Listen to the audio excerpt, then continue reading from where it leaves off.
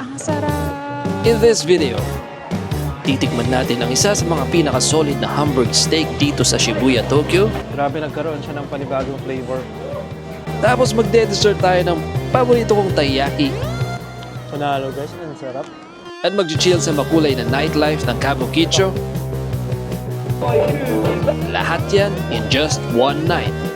Handa ka na ba? Let's go! Samahan nyo kami. Meron kami na-search na Yamato Transport.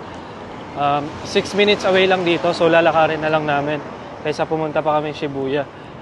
So sa may Family Mart siya, sana lang nakabukas. Every time na pumupunta kami Japan, lagi namin ginagamit yung Yamato Transport. Kilala rin siya bilang Kuruneko Yamato. Sobrang convenient ito kasi pwede mong ipadala yung luggage mo from airport to hotel or hotel to hotel.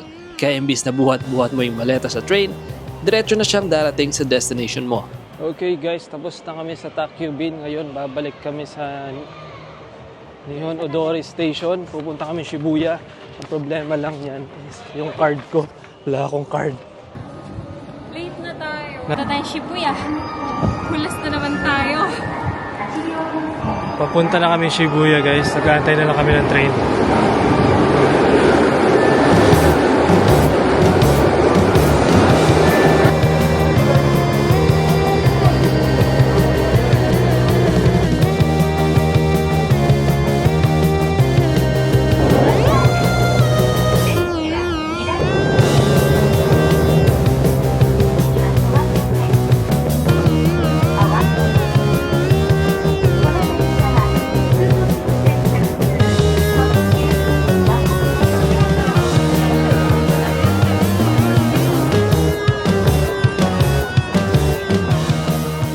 Grabe guys, na late kami pero mukhang papapasukin naman kami. So ang ganda ng ambience sa loob. Pagpasok mo, yung sumalubong sa akin is yung usok, yung amoy, yung alam mong masarap yung niluluto, yung ginigrill nila. So ayun, amoy pa lang, busog ka na. Ang Hikiniko Toka may isang sikat na restaurant sa Tokyo na nag-viral dahil sa kanilang unique na Hamburg steak concept. Freshly ground beef patties na iniihaw sa harap mo using charcoal. Tapos isi-serve agad habang mainit pa. Usually, 3 mini patties siya na perfect ipares sa freshly cooked Japanese rice at iba't ibang condiments. Simple lang ang menu, pero sobrang solid ng experience. Enjoy the burst of juices and flavors and savor the aroma of the charcoal. Excited na ako sa first bite natin. Antayin lang natin yung mag-grill, yung first meat natin. And sabi nila, wala ka muna ilalagay na condiments. You have to take a big bite as it is. Kumuha ko ng ginger ale and dito ko lang natikman na legit na ginger ale to kasi lasang-lasa mo yung ginger. Grabe. Sobrang fresh. So kumuha si Say ng, ano yung kinuha mo baby? Mandarin orange. Mandarin orange juice pero nandito siya sa Japan. Only rice is free for the kids, so... Thank you for coming. Thank you. So andito na yung hamburger and ito try natin guys. Ang sabi niya, tikman mo muna daw ganito. Tsaka mo ilagay sa rice.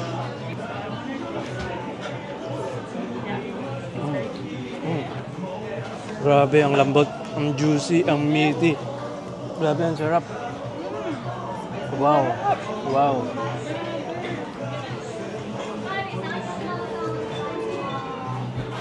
Ang juicy sobra. Lagay mo dito sa sa rice.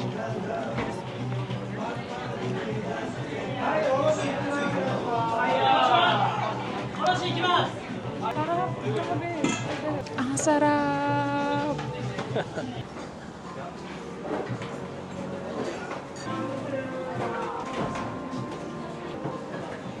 Only rice yata siya. Panalo guys, only rice daw to. Sabaw pa lang. 5 kanin na.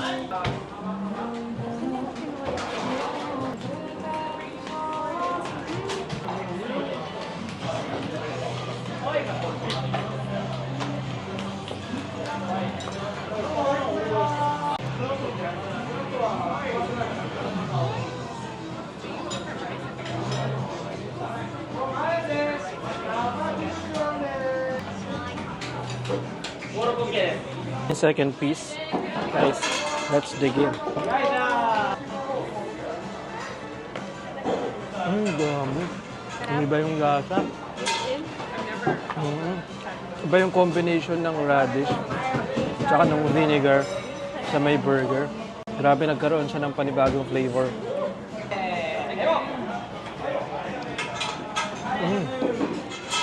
Ang sarap. Yung coldness tsaka sweetness ng radish. Plus, yung vinegar. Parang naging, ano siya eh. Hindi na siya naging oily. Pero the best talaga sa with rice. Yeah. Grabe guys, naubos ko na yung pangalawang kanin ko. So, feeling ko magto-third rice. Antayin mo kami. Oo. Nakakanting rice. Kaya tayo sa with ano. Go.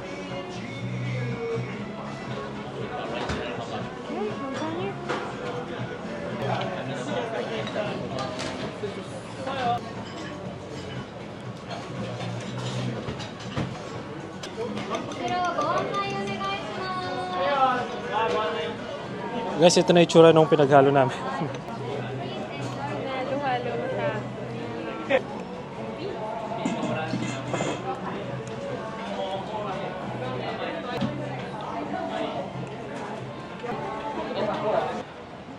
Guys, tapos na.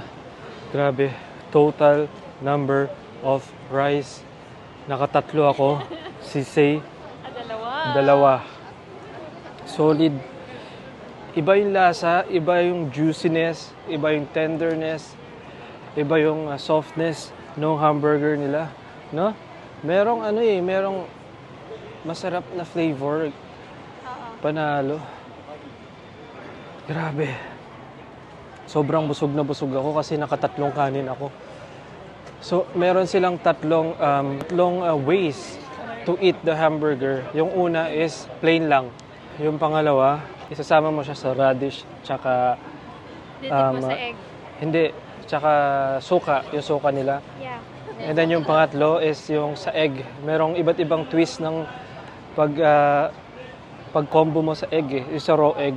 Pero ang sarap. Sarap, grabe, First time panalo. ko kumain ng raw egg, tapos na-enjoy ko siya. Fresh kasi yung raw egg nila eh. Fresh yung egg nila, kaya masarap yung egg. Verdict. Ano yung verdict? Super good. 10 out of 10. Kasi, Let's do it again. Super juicy nung patty, yung hamburg. Tapos, despite na 30 minutes late tayo, pinapasok pa rin tayo. and ngayon gagala muna tayo dito sa may Shibuya. Okay guys, andito na kami sa may Shibuya Sky. Hindi na record. Papunta kami Shibuya Sky pero mas maganda sana sunset eh. Kaso, anong oras na kami nakarating dito? Gabi na. And kakatapos lang namin mag-dinner and ito yung second stop namin. Shibuya Sky. Elevator, let's go!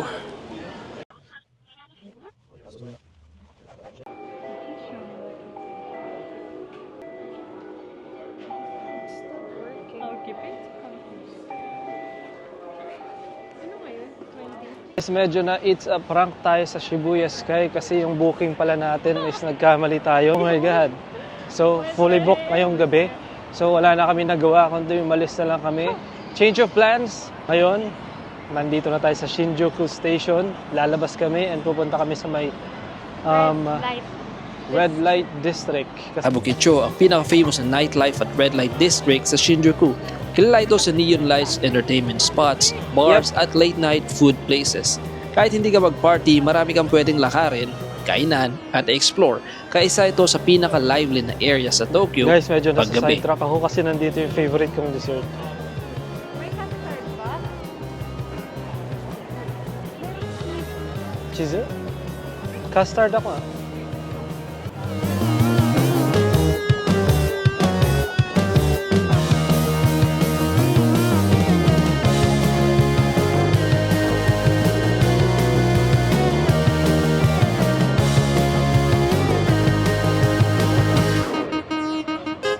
Let's go! Let's eat! So guys, kumuha kami ng dessert. Yeah. Custard filled Fish. fish. Charot. Dito lang kayo makakita ng custard filled Taiyaki? fish. Taiyaki ba tawag? Taiyaki. So eto, cheers tayo, cheers. My God, Eto dessert. It's been so long. Sabi ko cheers. Wait lang.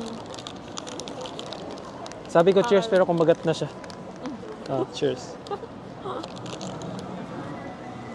Kulang yung feeling niya. Panalo guys, ang sarap.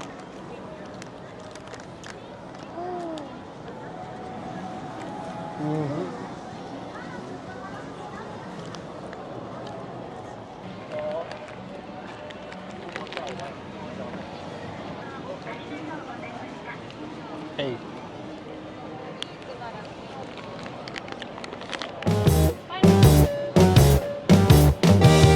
Bayaran mo muna siya.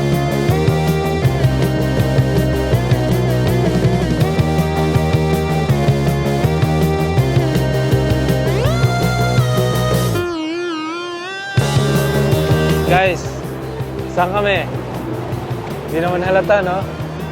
Nandito kami sa likod namin yung Shinjuku Gate. Kabukicho. Kamukicho Gate. Nandito kami sa Kamukicho Gate dito sa may Shinjuku area.